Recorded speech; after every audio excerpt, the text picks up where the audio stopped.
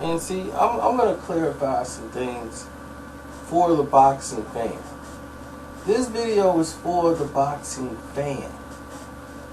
You know, not just the people that just watch boxing, but the guys that are actually fans of the sport.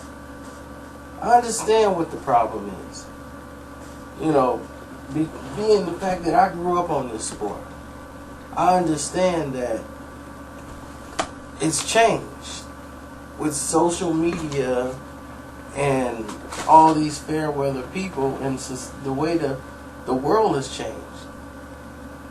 Society's changed. Everything's become so decadent, and the sport is trying to change to benefit those who are caught in this new technology, Twitter, Instagram, Facebook, and social, whatever you want to call it, Mediaites, or whatever you want to call it. Sports have fallen under this whole trend, and I mean every single sport has fallen under this trap. They've changed to modify and cater to what the public is today. You look at what football has done. Football is now making more mega billions of dollars off something that I knew was going to be huge once it came out. Fantasy football. And what they did to intrigue people in fantasy football is they knew they had to change the rules. Once the NFL embraced fantasy football, because before they didn't. You know, it was something that some fans had, and it was cool. Yahoo had it first. They're the first people I've ever seen get involved with it. Now it's embraced. Now it's part of a business. So what do? You structure your company, which is the NFL, to cater to what the fans are going to want to see.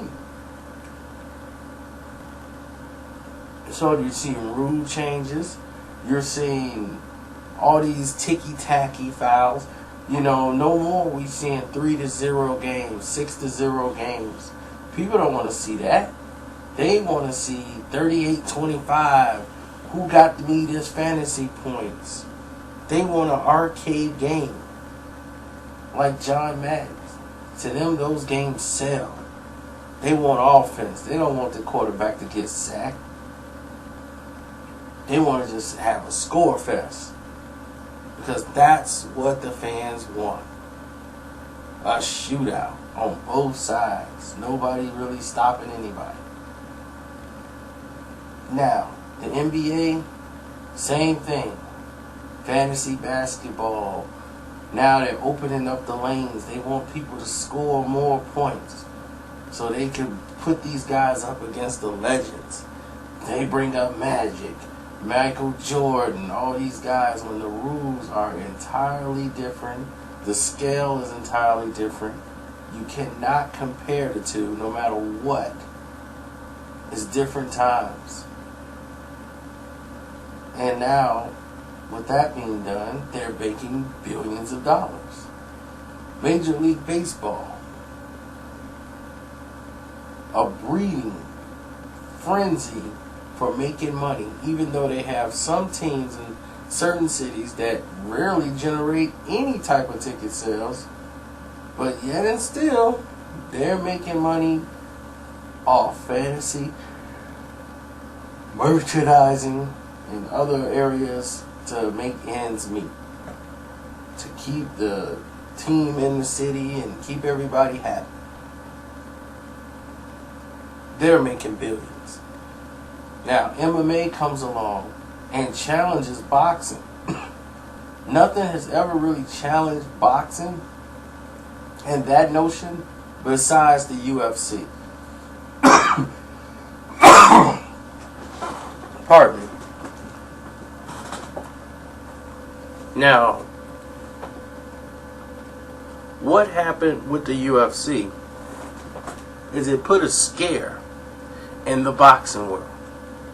Guys like Gary Shaw, Lou DiBella, Bob Arum, Don King, all of these guys, Cedric Kushner, all of these guys are going to be threatened by this new hot genre because they had the market that everybody wanted.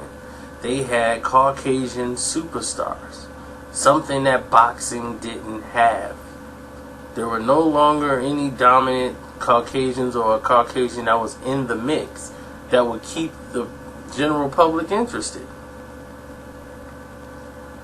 But what they did was they took the younger audience who really just didn't really gravitate towards boxing because they knew what they wanted.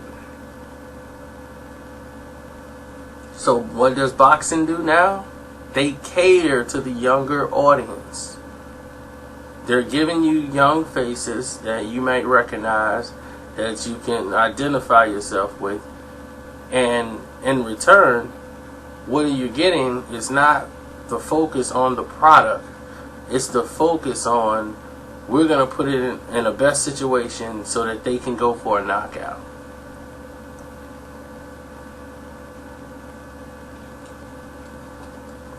See, the fans know, well, the boxing world knows now, it's about one knockout, one fight, you knock the guy out, you're on social media, it's being replayed over and over and over again like a loop.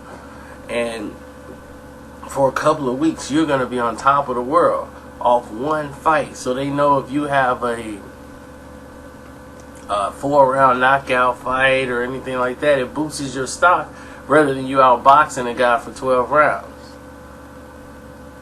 You know, that's too long. It's not that appealing to everybody.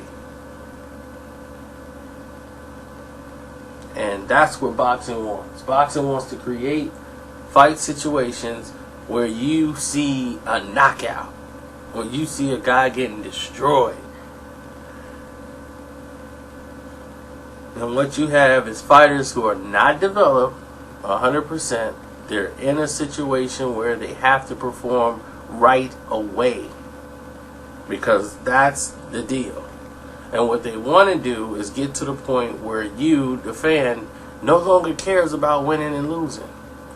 They want it to be just like MMA. You don't care that Randy Couture probably had like 14 losses. You wanted to see Randy Couture. And that's what boxing wants to do.